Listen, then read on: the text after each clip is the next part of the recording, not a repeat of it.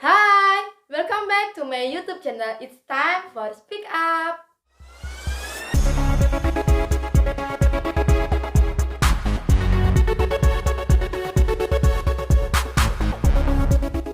Subscribe, like, comment, and share. Dan jangan lupa buat aktifkan tombol lonceng supaya kalian bisa selalu dapat informasi terbaru dari channel Speak Up. Di episode kali ini aku bakalan ngelanjutin ngobrol serunya soal dunia perfilman bareng Mas Rendra yang merupakan komunitas yang merupakan salah satu anggota komunitas perfilman yang udah bener-bener fokus di dunia ini udah bertahun-tahun ya, ingin mengembangkan perfilman di Indonesia, khususnya di Kota Malang karena dia dari Malang ya.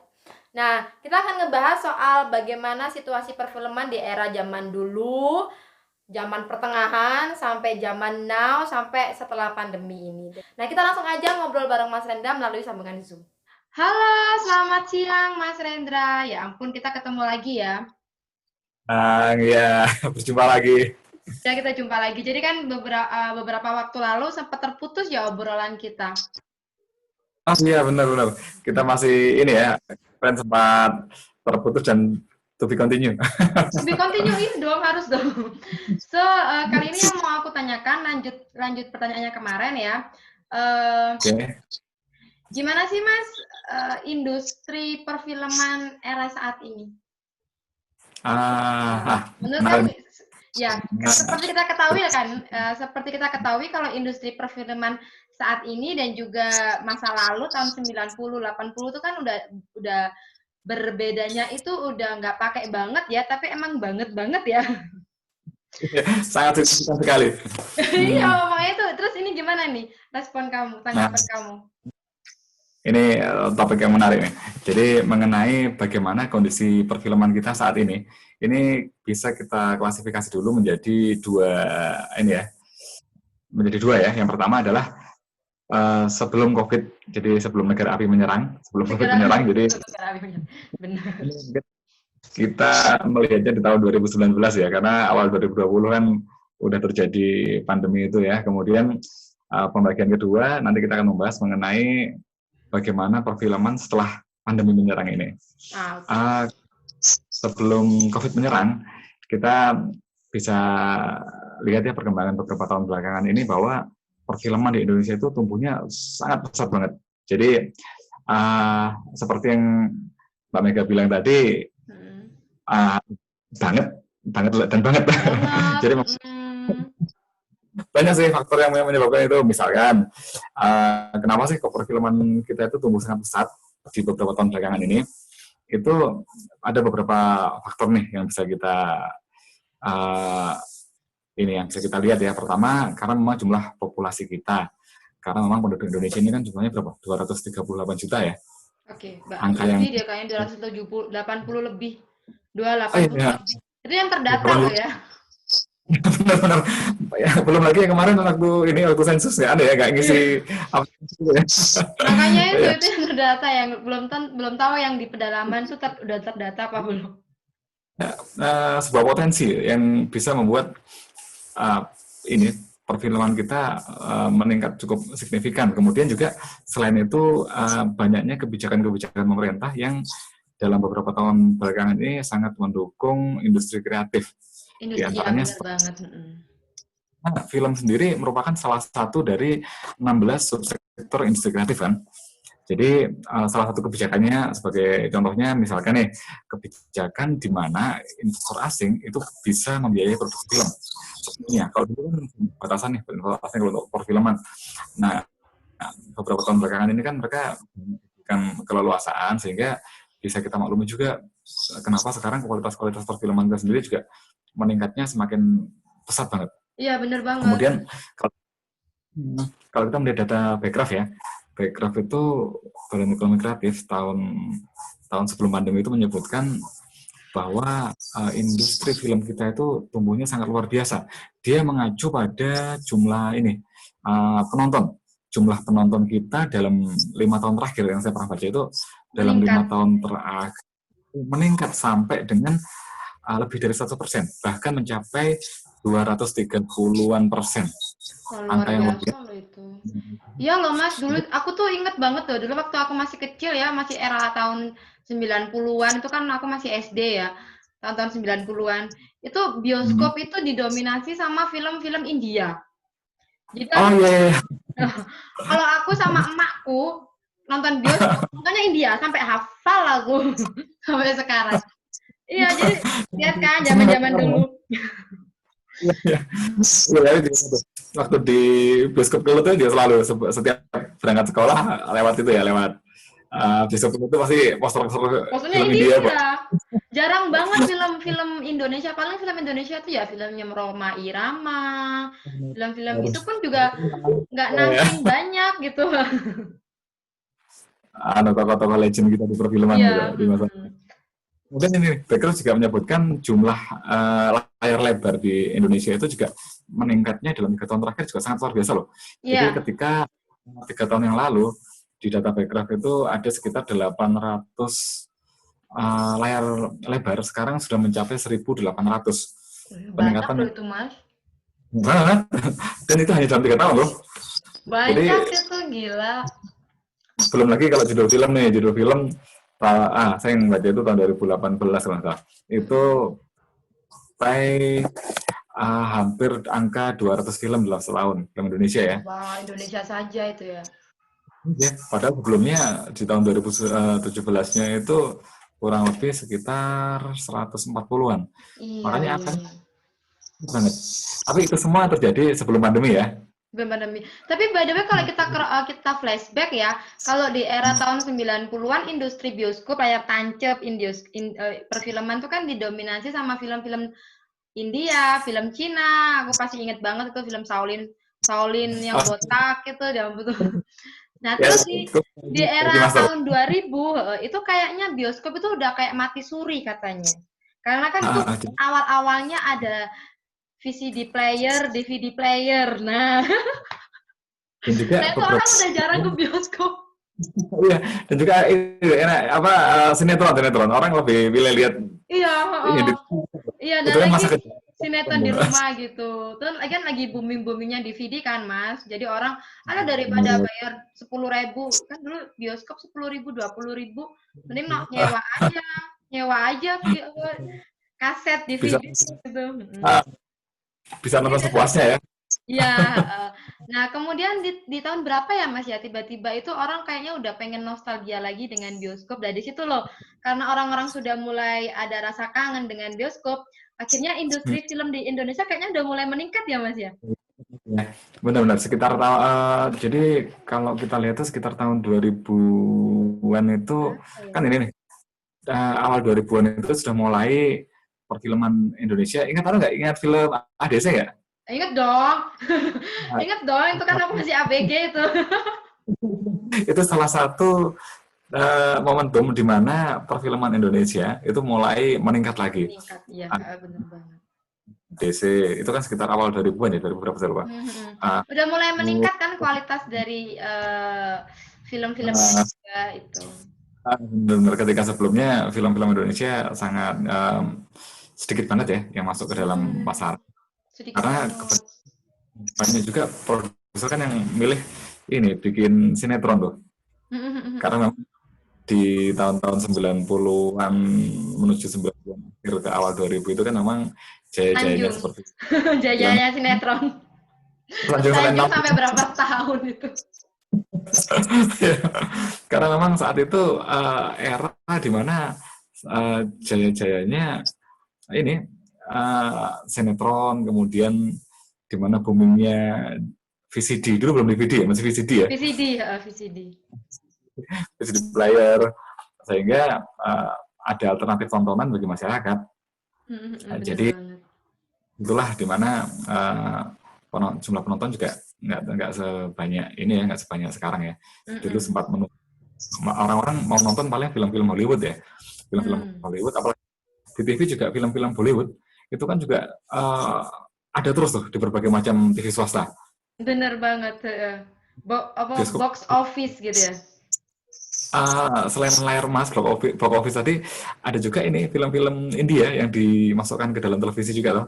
Iya. Sangat banyak banget loh itu. Makanya akhirnya orang-orang sama-sama lihat film Indianya di bioskop atau di rumah, mereka memilih di rumah, di mana pilihan sangat banyak. Kemudian juga saat itu kan ingat nggak kalau di RCTI itu layar emas gitu itu. Iya, ingat banget itu. Nah, itu kan juga memang yang baru kemudian tahun 2000-an awal itu mulailah masyarakat uh, secara perlahan mulai kembali ke bioskop. Kemudian didukung juga film-film Indonesia kan juga mengalami peningkatan yang dalam hal kualitas, mereka juga peningkatan, termasuk kayak film ADC itu lucu ini nih. Banget itu. SMA itu teman-teman sampai antri-antri itu banyak itu, panjang iya, itu. ADC itu sampai ya ampun luar biasa itu. Lagu-lagu Ya, itu kan kayak menjadi salah satu apa ya? Titik balik.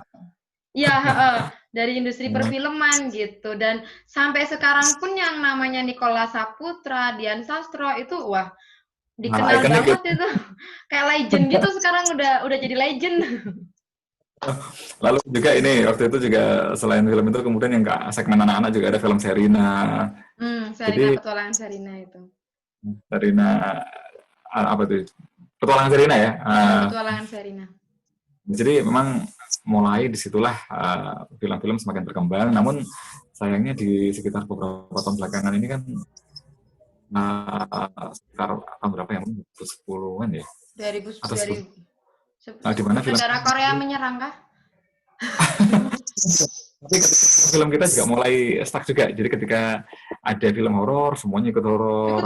Nah itu loh habitnya kita perfilman tuh kayak gitu, yang akhirnya kualitas kita juga mulai agak menurun lagi. Juga.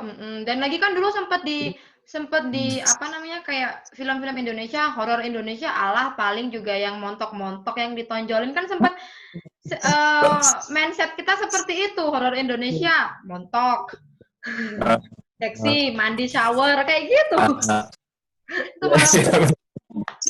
Dan itu tahun sekitar 2011-an, ini saya sempat sama teman-teman pada bukan film itu kita membuat film satir terhadap fenomena yang terjadi saat itu. Benar, oke, bagus itu. Buat film yang waktu itu sempat sama dengan beberapa perusahaan swasta, radio swasta, karena waktu itu radio lagi booming juga toh. Radio-radio para penyiar menjadi pemeran, menjadi talent, lalu sempat di 21 waktu itu. Jadi film Horror the Movie kita bikin bikin film yang mengkritisi soal itu, tapi bukan di seluruh jaringan 21 ya, kita waktu itu hanya di Dieng Plaza. Waduh. Nah itu kemudian kita tayangkan di situ bekerjasama dengan salah satu provider, lalu salah satu radio anak muda juga. Akhirnya sempat kita mengkritisi fenomena itu. Tapi untungnya beberapa tahun belakangan ini film-film kita juga sudah mulai kembali lagi meningkat. Film-filmnya kan mulai. Terus film-film horor udah mulai nggak terkesan terlalu menonjolkan keseksian, karena film apa ya yang tiba-tiba itu yang saat itu lagi booming film seksi, horor seksi, tiba-tiba dia bikin film horor tapi yang nggak seksi. Apa ya itu ya? Kuntilanak ya? Pengabdi Setan yang filmnya Joko Anwar. Ya Joko Anwar. Tapi itu kan masih baru kan itu. Tapi sebelumnya ada yang film horor tapi nggak seksi-seksian. Apa sih itu, Mas? Kuntilanak deh kayaknya yang jadi itu kan dia kan bener-bener yang bikin tegang banget itu. Ya. Habis itu baru muncul Pengabdi Setan tuh keren banget, gila loh. Itu aku di Australia itu lo nonton itu sama lakiku, Pengabdi Setan, dia bilang, "Wow, this is cool. It's like an Insidious, like a Conjuring. Wow, awesome." Keren. Waktu itu kalau nggak salah sutradaranya sendiri Joko Anwar bilang dia ingin mencoba ingin membuat standar baru untuk film-film horor di Indonesia. Bener banget. Itu film horor pun juga mengalami peningkatan juga. Sampai film-film horor yang baru itu kan juga kualitasnya. Ada horor yang kemarin tuh sampai sadis itu yang tapi karya Joko Anwar juga. Iya sih, mulai meningkat lah ya. Nah, itu bagus tuh itu. Apalagi di era digital kayak gini, di era siapapun bisa mengakses film dengan mudah. Nah, itu kan itu gimana nih menurut kamu, Mas? Kalau gitu ini kita masuk ke industri perfilman saat ini, tapi setelah negara api menyerang. Negara api ini tadi namanya setelah COVID menyerang, nah itu adalah pukulan yang sangat telak bagi industri perfilman, di mana kita itu sudah mulai lagi naik, baik dengan kualitas, dengan jumlah penonton yang luar biasa. Bahkan di PK tadi disebutkan jumlah layar lebar pun juga meningkat demikian pesat. Itulah pandemi itu yang sama-sama nggak pernah kita inginkan ya. Akhirnya tidak mau diakui bahwa industri perfilman dunia bahkan itu mengalami pukulan yang sangat telak. Jadi saya pernah baca itu di mana ya? Itu menyebutkan potensi kerugian perfilman di Indonesia aja mencapai 2 triliun lebih. Banyak Mas, iya bisa lebih. Oh benar banget. Menangis ini industri perfilman. Nah, industri hiburan dan juga industri pariwisata yang lagi menangis ini. Ya, terpukul ini, termasuk di dalam industri perfilman. Hampir semua sektor bahkan. Hampir semua kalau kita tahu bahwa film-film yang memang rencana ditayangkan di 2020 itu akhirnya kan tertunda. Dan ketika film tertunda, otomatis kita bisa bayangkan kan berapa kerugian mereka. Itu untuk satu berapa banyak film. Sementara beberapa film kan juga ketika mereka udah siap tayang, udah untuk mau keluar gitu ya, tiba-tiba terjadi pandemi, akhirnya kan mereka maintain biaya promonya dan lainnya. Untuk orang supaya tetap ingat bahwa mereka memproduksi film ini yang akan tayang di tahun ini rencananya. Cuman kan karena pandemi akhirnya banyak banget film yang tertunda belum. Banyak juga kan itu film-film box office Hollywood yang harus dipending gitu, kayak Mulan, kayak film-film itu kan akhirnya dipending. Itu udah rugi banget loh itu sebenarnya. Rugi banget itu, makanya industri perfilman di pandemi ini sangat terpukul banget. Sangat terpukul. Belum lagi di Euronews itu sekitar 200.000 orang film kan kehilangan pekerjaan. Karena mereka kan selama baru kemudian masuk di new normal ini, mulailah kita berusaha beradaptasi nih. Kan sifatnya manusia gitu. Kita ketika dengan seperti ini, maka gimana caranya kita bisa beradaptasi. Akhirnya kalau nggak salah bulan Mei kemarin ya, ini di Parekraf itu Wisnu sempat menyampaikan bagaimana protokolnya normal di industri perfilman. Di antaranya adanya ini pembatasan atau perubahan jumlah kru film, kemudian pengurangan lokasi syuting ya. Biasanya kan syuting di mana itu kan dalam satu film. Nah itu mulai ada di dalam protokolnya normal kan perlu ada pengurangan untuk meminimalisir ini kan. Ya protokol kesehatan tadi. Kemudian juga adanya perubahan konsep bioskop, di mana sekarang kan dikasih jarak ya kalau nggak salah di bioskop. Iya, sekarang kalau mau ke bioskop yang harus, banyak banget Mas. Kan kasihan juga ya, jadi nggak boleh full, harus dibatasi. Itu. Jadi wah ini benar-benar ya memang masa transisi sih ketika kita masuk ke dalam new normal. Dulu satu bioskop itu bisa berapa puluh orang, sekarang kan otomatis itu kan juga rugi banget loh, walaupun dibuka kalau kayak gitu kan tetap rugi, kursinya hanya kosong sekarang buka sama sekali. Lalu juga di Australia itu suamiku kan kemarin nyoba nonton bioskop di Australia, baru buka nih di Australia di Coles bioskopnya, jadi dia ambil video situasi bioskop saat lockdown di Australia yang baru dibuka waktu itu. Di video Mas, ya ampun, cuma 3 orang, kayak 3 atau 5 orang. Iya, jadi nggak boleh bener-bener. Bahkan kursi-kursi disilangi kayak gitu. Dua. Dan meskipun diperbolehkan, nggak semua orang berani juga kan. Beberapa orang masih agak enggan tuh mau ke bioskop. Iya, masih enggan gitu. Mall-mall juga walaupun udah dibuka, mereka masih enggan gitu. Jadi habis dapat 3 hari dibuka nih bioskop, terus pemerintah di sana bilang lockdown lagi, jadi tutup lagi. Kasihan karyawannya berasa di PHP. Iya, mereka udah mulai ada nih, mulai masuk masa transisi nih, total lockdown. Sempat muncul konsep bioskop mobil loh, tapi nggak tahu itu baru sempat viral kan beberapa waktu yang lalu. Itu bagus loh Mas, kalau misal di Malang ada bioskop mobil kayak gitu. Nah ini kayaknya bagus nih pada padepokan film bikin gebrakan gitu, layar tancap mobil. Nah, Ide bagus ini. Mungkin bisa iya, terapnya Pak. layar tancap nanti aku pasti datang kalau kamu bikin itu. Tapi pakai kita drive thru, drive thru, pakai mobil. Kemarin tuh kita juga sempat baru 2 minggu yang lalu kita sempat membuat ini coba bikin pemutaran film di masa transisi normal. Kami membuat konsep daring versus luring. Jadi Oh iya kalau iya kamu biasanya nih, cerita itu. yang baru tuh, jadi kalau biasanya kan komunitas film membuat pemutaran film itu kan mengumpulkan banyak massa, lalu nonton, kemudian diskusi dalam film itu. Tapi kemarin dalam konsep kita itu kita dengan penonton yang sangat terbatas, sangat sedikit sekali. Kemudian narasumber pun juga yang datang mungkin separuh. Yang lainnya kita coba melalui Zoom. Jadi kita melalui Zoom, kemudian Kayak webinar gitu ya? Nonton bareng-bareng. Tapi kita live kan juga di YouTube. Jadi kita mencoba untuk mengkonsep seperti itu kemarin. Iya benar. Cuman Bagus itu. saat ini kan masih banyak keterbatasan toh, kayak misalkan kemarin itu kita ada keterbatasan Halo Dede. kita ada keterbatasan masalah jaringan, sehingga dalam kegiatan kami yang daring versus luring itu kita sempat terputus. Jadi ketika awal-awal tayang ini terputus karena nggak kuat ini ya jaringan internetnya. Ya harus gede, harus benar-benar yang strong ya. Mbps-nya harus gede. Iya, padahal kita pakai 58 Mbps, cuman masih belum mumpuni. Sebentar. Kepotong. Oke, nggak apa-apa. Oke. Cuman kalau mengenai bioskop mobil ini kayaknya ide bagus nih Mbak Mega. Ide bagus itu.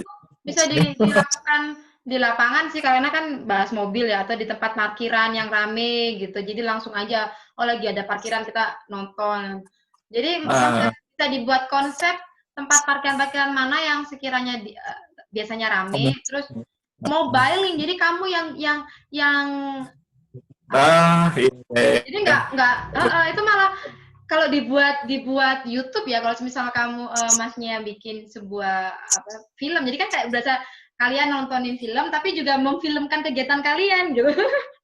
Jadi style gitu. Wah, banyak yang tertarik karena kan banyak orang yang saat ini tuh rindu untuk nonton bioskop, rindu untuk hiburan, event-event gitu. Pasti mereka excited banget, berasa kayak terhibur. Iya. Makanya ini yang menarik ini, bisa kita coba ini. Iya, Pak Depok kan harus ikut dong, harus. Kebetulan kita juga ada alat pemutaran juga ya. Jadi yang lalu kita mendapatkan support dari Kementerian Pendidikan dan Kebudayaan. Dulu film kita dapat support peralatan untuk pemutaran film, sehingga kita juga bikin pemutaran rutin terhadap film, bikin namanya Malang Film Apresiasi. Jadi di situ kita bikin film rutin. Kadang-kadang kita juga pernah di Kampung Sinau, kemudian pernah di mana lagi gitu, di Cerme dulu pernah. Kadang-kala kita juga melibatkan produksi film dengan masyarakat sekitar, kayak yang kita lakukan di Cerme, daerah Pagesaji, itu kita menggunakan Karang Tarunanya di sana untuk membuat film. Kemudian film itu lalu ditayangkan bareng-bareng, ditonton sama masyarakat, dan mereka sangat gitu. Iya. Dan sekarang ini kayaknya bagus itu Mas ya. Kamu alatnya udah canggih tuh, tinggal dieksekusi tuh, tinggal actionnya. Jadi penting kayak parkiran mobil kayak di kampus-kampus itu kan parkiran mobil kan banyak. Nah orang-orang kan, nah itu bisa langsung aja izin ke bagian kampus ini dalam mendorong industri kreatif gini-gini lah, apalah alasannya, langsung buka layar tancap nonton bioskop orang-orang di sana. Nanti kan bikin orang-orang wah pasti excited kan, akhirnya mereka nontonnya di drive. Jadi wacana tentang bioskop mobil sudah diterapkan ini. Ini bagus. Oke, tinggal actionnya ini. Aku tunggu ini realisasinya. Ini ya, kembali lagi pada yang tadi itu perfilman di COVID-19. Jadi, yang menarik seperti yang kita sampaikan, ini ada tantangan tersendiri bagi pelaku industri perfilman. Jadi bagaimana mereka menggait konsumen yang selama pandemi ini menikmati layanan streaming. Karena gini, setelah pandemi, kita tahu kan para pecinta film mereka akhirnya karena bioskop nggak ada beralih kepada layanan streaming ya. Banget, aku Kemudian juga. sama-sama aku juga. Nah, tapi setelah pandemi berakhir nanti kita nggak tahu kan pandemi ini berakhir kapan. Tapi kita juga nggak pernah tahu apakah nanti para penonton yang sementara ini beralih ke layanan streaming tadi itu, apakah mereka kemudian kembali ke bioskop ataukah mereka sudah terlanjur enjoy dengan platform-platform layanan pemutaran film tadi itu. Streaming Maka gitu dari ya. itu para pelaku industri perfilman khususnya ini memiliki tantangan sendiri bagaimana mereka menyesuaikan produk-produknya itu produk filmnya ya contoh ini itu dengan para penonton online. Ini adalah bagi teman-teman yang menerjuni industri kreatif perfilman dan juga merupakan peluang baru karena dengan banyaknya platform yang dapat melayani para filmmaker tadi itu di sini kan semua orang akhirnya bisa untuk kemudian ditayangkan. Kalau dulu kan sebelum pandemi ini ketika kita masuk industri perfilman kan nggak mudah atau ketika masuk industri ya. Kalau kita bikin film sih mungkin bisa film independen dan sebagainya. Tapi kalau untuk masuk ke dalam Perfilman. ke dalam bioskop itu kan nggak mudah. Ada proses yang begitu panjang dan seperti itu.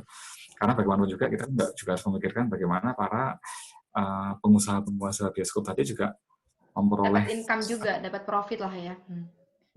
kita nggak bisa kan idealis begini film kita konsepnya seperti ini pokoknya harus tayang kalau nggak ada yang nonton kasihan tuh si pengusaha bioskopnya maka itu oleh karena itu ada regulasi kemudian ada proses demikian rupa untuk bisa masuk ke dalam bioskop. Nah saat ini karena banyaknya platform layanan streaming ini sebenarnya juga merupakan kesempatan nih bagi para filmmaker yang dulu kesulitan untuk menembus layar lebar untuk membumingkan filmnya melalui platform-platform yang ada. Jadi ini kesempatan buat mereka juga ya. Betul, ini menjadi peluang tantangan baru juga. Tapi juga begini, para insan film juga harus beradaptasi dengan platform digital tadi. Otomatis kan banyak hal juga yang perlu diperhitungkan ya, bagaimana mengenai biaya produksi. Pasti akan berbeda dong ketika pemasukan yang diperoleh dari sebelum new era ini, sebelum era baru ini, dengan ketika masuk era normal ini. Sehingga beradaptasinya bukan sekedar bagaimana membiasakan para penonton dengan platform digital tadi, tapi juga bagaimana para produsen film tadi itu membuat film tadi itu diproduksi dan bisa VEP ya, dengan bisa break even point, bisa kembali modal. Bisa balik modal. Ya, kembali modal. Bahasa itu juga masuk di dunia perfilman ya. Aku pikir cuma dunia dagang.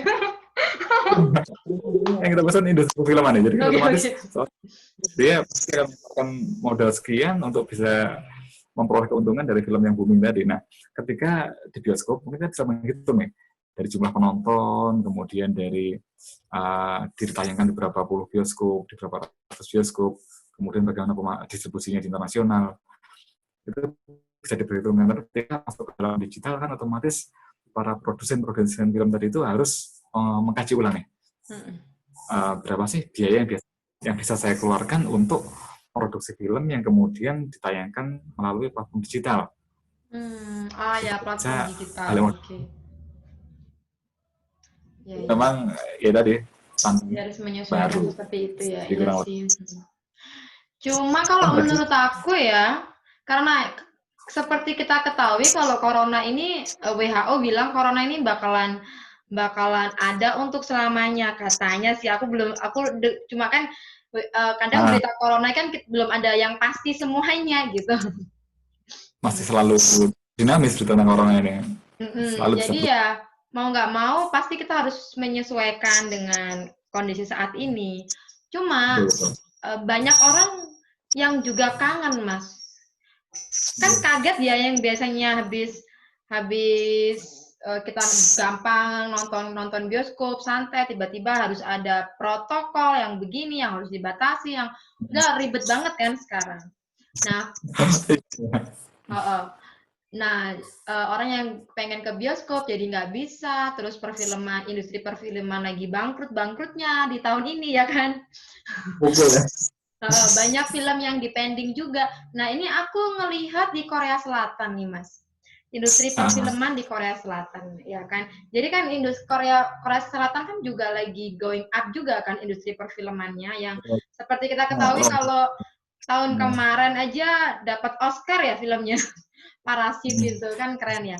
Nah, di tahun ini juga mereka juga banyak banget film-film yang mau ditayangkan di bioskop gitu. Karena pandemi akhirnya dipending. Cuma yang membuat gebrakan itu adalah mereka tuh nggak mempending sampai tahun depan, sampai corona ini hilang. Walaupun saat ini masih lockdown, mereka langsung bisa apa namanya? Dia udah tampilin. Wow. Iya, kalau kamu baca beritanya, bahkan ini aku nonton salah satu film, aku baca berita salah satu film yang baru tayang gitu, itu dalam 1 minggu dapat hampir 1,5 juta penonton. Gila nggak? Dalam 1 minggu ya? 1 minggu penayangan. Itu di posisi lagi lockdown, maksudnya lagi kayak kalau di Indonesia ini ya PSBB lah ya, belum ya. Tapi nggak lockdown kayak di Australia atau di apa gitu. Tapi gila nggak? Jadi mereka tuh bener-bener cari pikir gitu loh. Gimana nih caranya biar dapat uangnya itu dari platform digital. Jadi dia kayak bikin sebuah aplikasi nonton online. Jadi semacam kayak di bioskop kayak gitu. Di bioskop apa? Di digital lah ya. Dia jualan. Jadi nih platform itu film-film apa aja yang belum tayang yang ada planning untuk tayang di bioskop udah kumpulin di sini. Kita jual di sini. Jadi mereka adaptasi lebih cepat daripada negara lain ya. Ya, terus pertama bener banget. Hollywood aja kalah loh. Hollywood aja masih dipending loh ini Mulan film itu. Karena biayanya besar banget kan. Disney masih dipending. Mulan tuh dipending. Karena semuanya pada berpikir kalau misalkan kita tampilkan sekarang, kita tayangkan sekarang, bisa balik modal nggak nih? Atau penontonnya sedikit. Tapi kalau luar biasa dia berani untuk mengambil langkah cepat dan menyesuaikan dengan kondisi yang ada ya. Bener banget. Dan luar biasanya. Luar biasanya gitu mungkin Pak Depokan bisa nyontoh. Tampilkan indie movie. Dan lagi bioskopnya itu di Korea bioskopnya itu udah buka Mas dan mereka tuh bener-bener di sana kan udah jarang pakai masker ya, udah nggak diwajibkan memakai masker gitu karena mereka tuh pengen ini bener-bener normal tapi dengan ya kayak tadi era new normal. Mereka masih nonton bioskop, cuma nggak tahu kenapa kok protokol orang-orang sana kan mungkin disiplin kali ya. Jadi bener-bener yang coronanya menurun, tapi juga nggak terlalu berdampak dengan kebiasaan masyarakatnya. Nah ini nih yang harus dicontoh. Gila nggak? Satu minggu 1,5 juta loh. Makanya itu yang luar biasa tuh. Mereka berani. Nanti aku kirim linknya itu beritanya. Siap, kayaknya menarik nih. Mungkin bisa jadi bahan kajian lagi deh. Tapi bagusnya lagi, udah muncul bajakannya di Indonesia. Aku udah nonton. Keren banget ya. Bajakannya udah muncul ya. Tapi emang di dunia perfilman bajakan ini sesuatu yang susah ditangani. Betul, sulit untuk ditangani. Iya, dia selalu ada, hampir semua film-film ini besar selalu muncul bajakannya. Cuman ini kan masih dimanapun ya, bukannya di Indonesia, pembajakan kan masih ada di mana-mana nih. Baik di Amerika sendiri, yang menjadi patokan perfilman itu kan juga mereka masih belum bisa benar-benar membasmi pembajakan hingga karena itu bagian dari kita kayak gini udah susah. Cuman yang bisa dilakukan baik itu oleh pemerintah maupun oleh insan perfilman dan masyarakat sendiri, kita hanya bisa berusaha bagaimana caranya mengurangi terjadinya pembajakan seperti itu.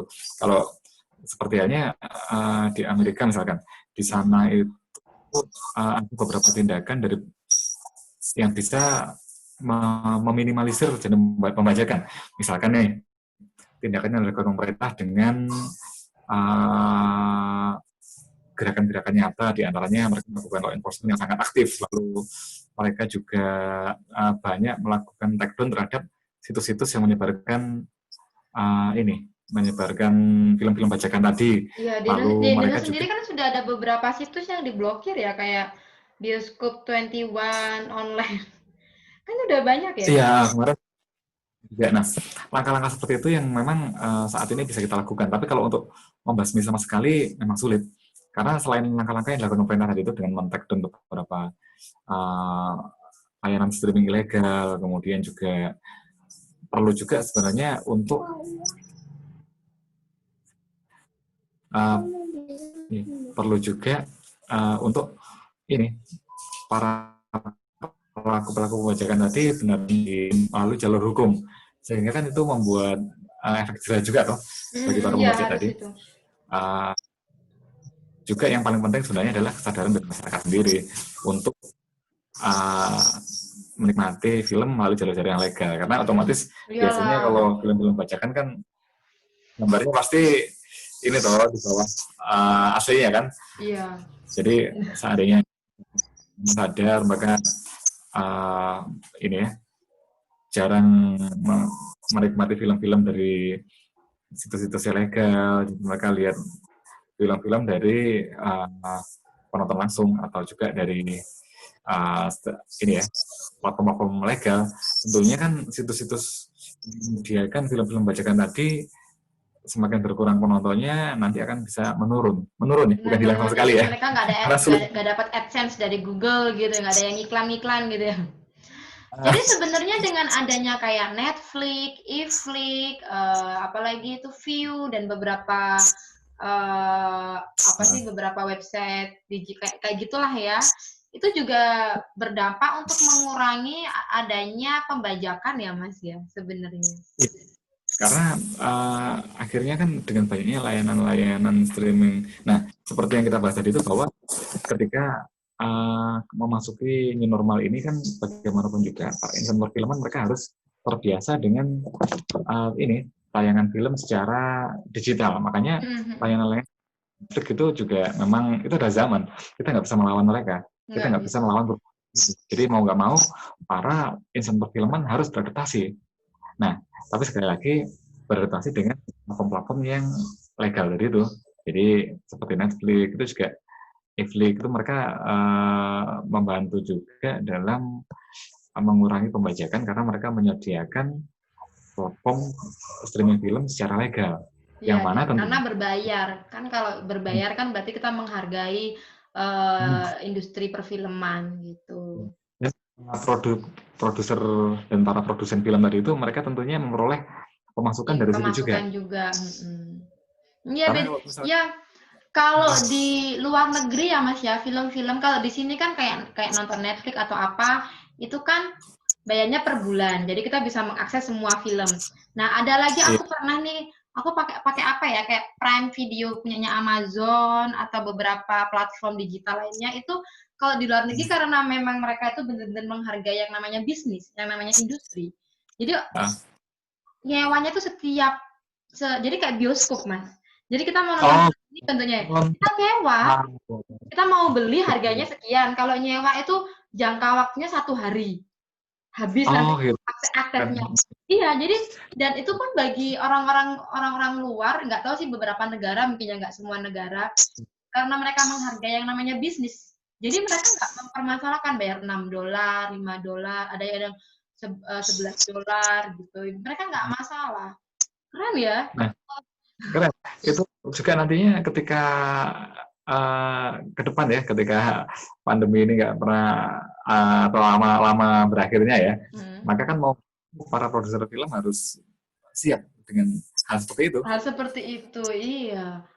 Makanya itu keren loh itu benar-benar intinya gimana kita membuat masyarakat itu sadar tentang yang nilai industri, menghargai jasa orang, menghargai kreativitas orang, itu loh yang karena ketika ajakan gitu itu kan yang terdampak banyak pihak, baik filmnya termasuk juga para kru film yang ada di dalam produksi film tadi itu, mereka pastinya berdampak juga kan. Jadinya Nah, jadi sebenarnya pembajakan itu jika kita biarkan kemudian dia berkembang begitu pesat, justru akan menghancurkan industri film itu sendiri. Iya, Maka dari kasihan itu ya. musik nggak bisa menghilangkan sama sekali. Minimal kita berusaha lah mengkampanyekan kesadaran masyarakat untuk, ayolah kita mau masuk ke platform-platform yang legal aja deh, biar Platform legal. kita Kan memberikan kasihan pemasukan. juga untuk bagian tim promosi dan tim marketingnya sebuah film itu. Jadi harus supaya balik modal kan dia harus getol-getol nyari sponsor ya biar balik modal. Makanya itu kalau semuanya perlu bajakan, wah, hanya Makanya. Tapi Mas, habis. oke, kita bahas soal pembajakan di dunia perfilman ya, film ya nih ya. Ya, Nah, lain kayak kalau menurut riset aku loh ya, lain ya, halnya dengan kayak industri drakor. oke. Oke. Kalau kamu tahu kan kalau drakor itu kalau di Indonesia ya, kayaknya Indonesia sih, kayaknya di Asia Tenggara ini udah gila-gilaan kan. Orang itu udah wah lek wis ono kok komenan negatif soal drakor, soal biasnya siapa, boy band gitu. K-popers Pasti viral. viral. Nah, kenapa bisa seperti itu? Kenapa kok sampai Korean Wave itu masuk Indonesia sampai sebegitunya? Kadang kita juga nggak kadang dari apa ya, aku kalau ngomong takut salah juga gitu ya. Oke, pendapat aku ya ini ya guys ya. Jadi kalau kalau berdasarkan riset aku itu juga pembajakan itu juga mempengaruhi loh Mas sampai Korean Wave itu sampai masuk Indonesia. Karena kan kalau Nah, kita lihat di situs legal contohnya atau apa enggak di film di TV-TV Indonesia kan belum pernah ada drama Korea masuk. Cuma nggak semua ya, ya. drakor masuk ditayangin di Indonesia ya kan. Dan nggak Itu semua kan. film drakor itu ditayangin di kayak Netflix, Iflix, gitu. Nggak semuanya kan. Dan nggak semua orang Indonesia itu suka berbayar. Terus akulah ya, aku kan Iya, iya, kan iya. semua like gratisan. Ya kan? Betul. Aku dewe wes aku. Nah, kok bisa Nah, sampai mereka sampai tergila-gila sama Korea itu kan peran dari situs-situs ilegal yang mereka itu nyomot-nyomot dari Korea terus dikasih subtitle latihan ditayangin kan dari situ juga ya kan. benar. Nah Nah, ini berarti ya. dari dari pemikiranku untuk soal drakor Iya, sampai Korean Wave itu sebenarnya dari pembajakan atau apa itu juga bisa membranding seseorang betul, karena betul. Iya, bikin sih. dia semakin dikenal, semakin terkenal, semakin banyak endorsan sponsor. Ini Pak Mega. Jadi Nah itu ingat, gimana? jadi ingat ini dulu, ingat nggak VCD-VCD bajakan, di mana di situ Iya. menampilkan kayak ini ya penyanyi dangdut dan sebagainya. Banyak di penyanyi dangdut ya. Mereka kan sering banget tuh VCD bajakannya ada di pasar-pasar, Oh bahkan ya banyak banget ini mereka terkenal mungkin justru dari dari bajakan. tapi akhirnya kan mereka punya nama di mana mereka bisa diundang untuk tayang di berbagai Ya. macam seperti itu. Jadi ya memang masuk akal sih. Jadi bisa juga dengan situs-situs bajakan tadi menjadi strategi promosi kita ya. Menarik. Strategi. Karena kan ini era digital, Mas. Karena saat ini tuh adalah era digital yang siapapun dengan mudah mengakses. Kita nggak bisa dong. Pemerintah aja udah benar-benar getol ingin memberantas yang namanya pembajakan, tapi masih ada, ya kan? Tapi bahkan lo sekarang ini kita situs apa nama website untuk situs ilegal udah bukan kayak www.bioskop21.com udah nggak gitu sekarang udah 111.245 apa bla bla bla ya kan. Tapi kita akan mencari ada ya. Nah, Ya memang dari mungkin. Saya bilang tadi kalau bakmi sama sekali membajakan itu memang sulit karena dia sudah menjadi bagian dari bagian jadi ya gimana para pelaku industri perfilman. Kalau aku seneng sih sama idenya yang di Korea itu gila. Orang-orang jadi pengen ke Korea. iya Kalau iya menarik. wisatawan Indonesia yang ke Korea itu naiknya drastis, Mas. 3 kali lipat dari tahun sebelumnya. Ya, termasuk di Korean Wave tadi itu ya. Korean Wave tuh produk Korea, ya kan, Hmm. produk-produk Korea. Terus karena karena jadi mereka sistemnya gini, kalau aku melihat dari riset industri hiburan di Korea, mereka nggak mempermasalahkan pembajakan karena mereka berpikiran, oke lah, aku branding diri aku dulu. Oh ya, jadi mereka mengambil Permudah multiplier orang effect. untuk mengetahui siapa saya. Jangan dipersulit. Benar-benar. Dari itu kalau itu film tadi mereka harus ini nih, harus. Ya aku ngomonginnya kok aku disenennya sampai industri perfilman. Tapi itu justru fenomena yang menarik, Olga. Jadi ini promosi perfilman tadi itu mereka juga harus membaca fenomena seperti yang Mbak Mega baca tadi itu, karena memang sangat masuk akal tuh. Jadi banyak juga film-film atau entah itu rumah produksi atau bahkan aktornya mereka terbranding dari film-film mereka yang tersebar luas melalui jalur-jalur bajakan tadi itu ya, oleh para tim promosi, dan mereka harus tapi nggak sampai berdamai dengan pembajakan ya. Jangan. Cuma kita belajar dari industri Korea lah ya. Padahal di Indonesia tuh belum ada TV-TV lokal yang nggak semuanya drama Korea ditayangin di Indonesia, di TV Indonesia, tapi kok bisa terkenal. Sampai akhirnya Iya, TV iya. kita itu, TV Indonesia sekarang kan baru-baru ini kan baru menayangkan film-film drakor. Padahal itu udah basi tuh, udah tahun kemarin kita udah tahu, baru ditayangin di Trans TV, di Net TV itu udah dari tahun kemarin. Dan lihatnya di mana itu? Apa? Nontonnya ada di situs-situs gitu. Iya, iya. Tapi ini juga hal menarik juga nih yang diputuskan sama Mega. Jadi para tim promosi, para insan perfilman memang harus membaca juga hal seperti itu ya. Itu kan menjadi fenomena juga nih. Jadi artinya pembajakan tadi juga bisa dimanfaatkan juga oleh para tim promosi untuk Branding. tertentu. Seperti hanya Dan kayak tadi itu.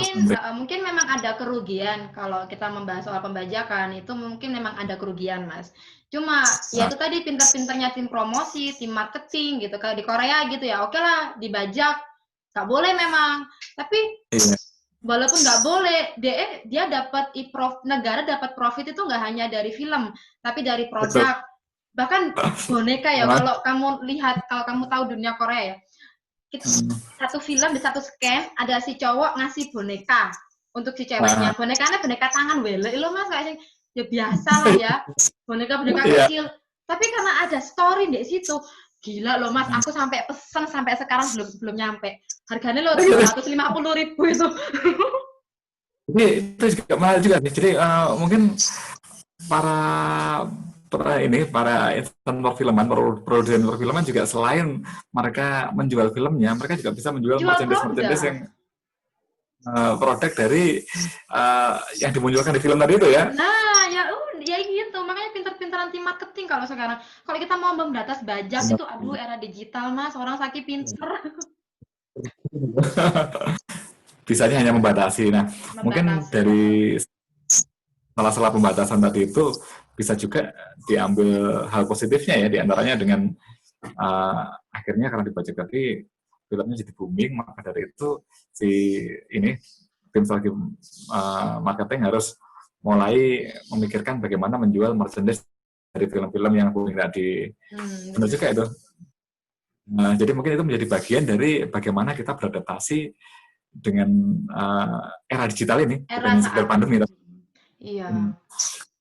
Dan lagi Mas ya, yang dipakai baju-baju yang dipakai itu loh yang bikin kayak merek channel Louis Vuitton, merek kan yang pemeran utama cewek cowok kan kadang ada momen dia itu memakai baju-baju keluaran desainer ternama. Oke, akhirnya juga memunculkan mereka juga ya. Jadinya kan itu kan, dan lucunya ya Mas ya, di habis kita nonton film nanti itu kayak di salah satu di Instagram kan lagi Korean Wave kan banyak banget ya orang-orang yang pengen bergabung di grup-grup tentang Korea contohnya gitu ya. Nah habis itu habis dia ngasih spoiler, tiba-tiba muncul si cewek ini tadi pakai baju ini, terus ditampilin ini loh mereknya Kendall, harganya sekian, kayak gitu. Keren. Ini kayaknya seru juga kita masuk dalam ini pembahasan di mana bagaimana dunia perfilman menghadapi revolusi industri 4.0 karena kan memang Lah, iya harus siap itu, Mas. sesuatu yang nggak bisa kita hindari itu adalah Nggak bisa waktu. dihindari. Itu zaman itu Nggak bisa perubahan. Maka dihindari.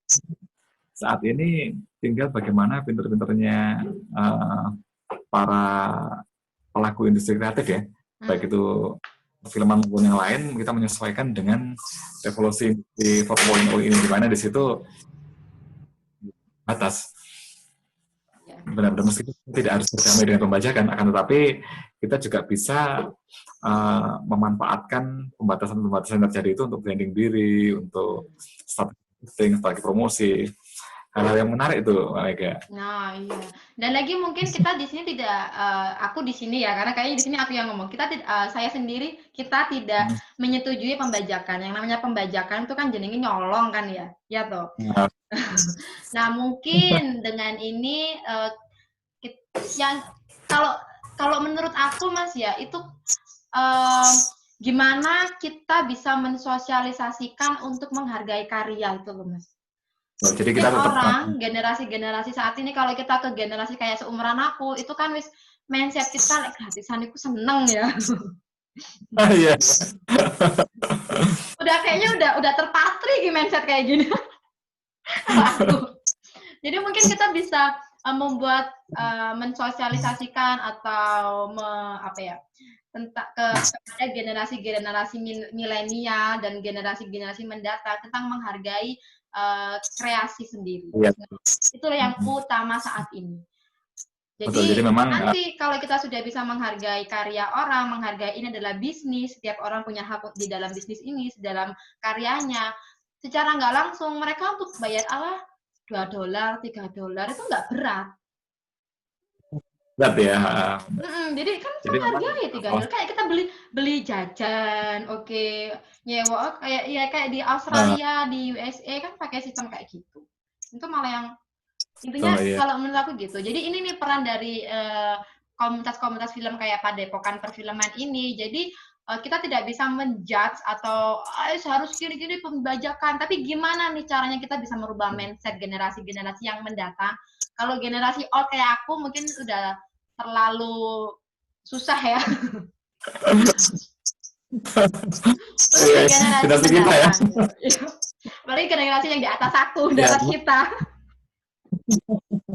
Tapi memang bagaimana juga idealnya dalam memantasi pembajakan kan selain tindakan-tindakan hukum yang dilakukan oleh pemerintah, tapi juga bagaimana menumbuhkan kesadaran masyarakat tadi itu, ya melalui bagaimana menghimbau masyarakat supaya menonton film-film yang legal, kemudian bagaimana kita mengkampanyekan itu semua.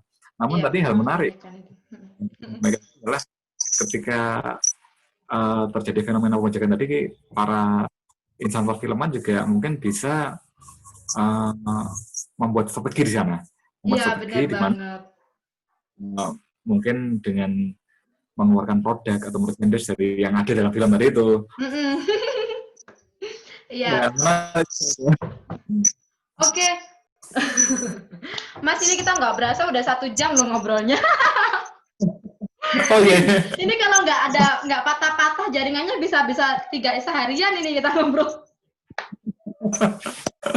Karena memang topik industri kreatif khususnya perfilman sangat aktual saat ini.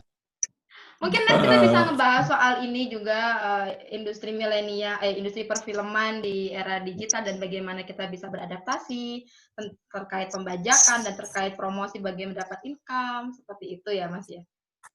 Tapi nanti aku dikira mendukung pembajakan lagi. Enggak, tapi itu memang sesuatu yang fenomena yang harus disadari oleh para investor.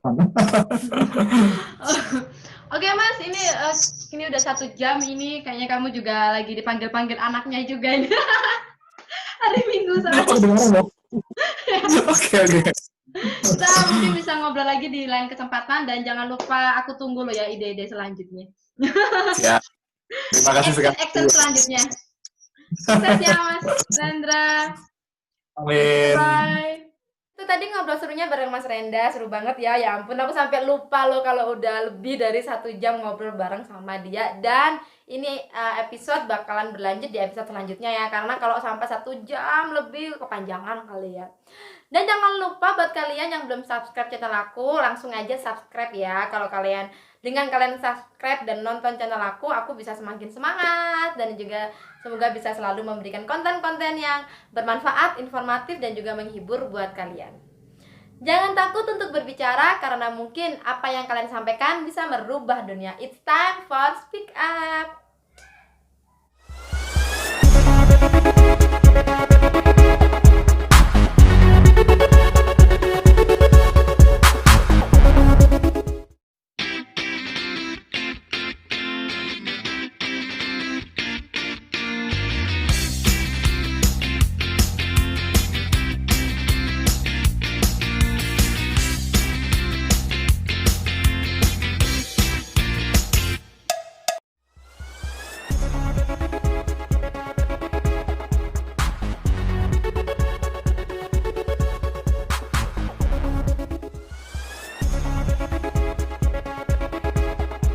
Welcome back to my YouTube channel. It's time for Speak Up. Wanita yang dia tahu istrinya itu orang dengan HIV/AIDS. Kan berarti apa waktu kamu menikahi dia ini, istri kamu ini gimana Mas awalnya Mas? Kamu nggak takut ada resiko ada penularan? Banyak istri menginfokan, mengedukasi teman-teman yang mau menikah sesama, ada yang bukan sesama ODIF ya, ada yang bukan sama ODIF gitu. Kemudian ada yang sesama ODIF. Sampai sejauh ini peran pemerintah untuk orang-orang dengan HIV/AIDS ya? Sangat berbahaya. Otomatis akan jadi resisten di virusnya itu sendiri dan membuat daya tahan. Jangan takut untuk berbicara karena mungkin apa yang kalian sampaikan bisa merubah dunia. It's time for Speak Up. Bye bye.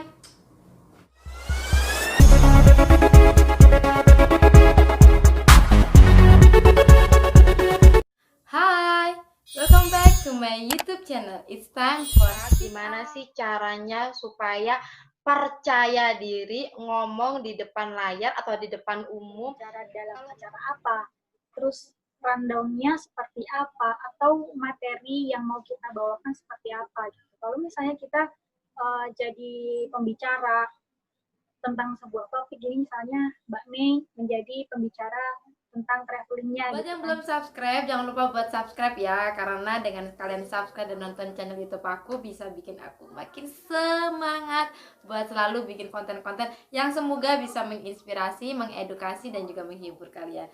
Jangan takut untuk berbicara karena mungkin apa yang kalian sampaikan bisa merubah dunia. It's time for Speak Up. Bye bye.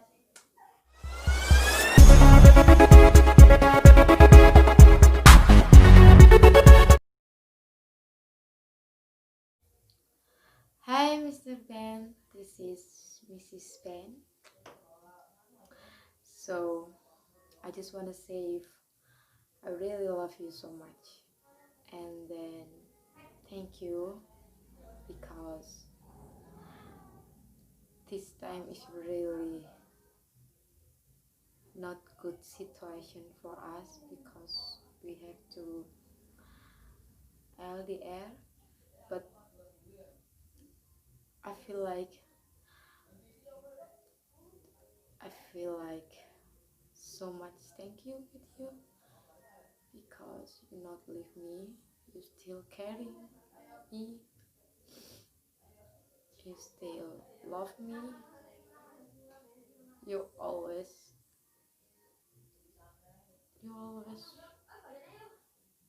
teach me, support me. I feel I'm really lucky because I found men like you, and then I hope you never leave me in the future because sometimes I'm crazy.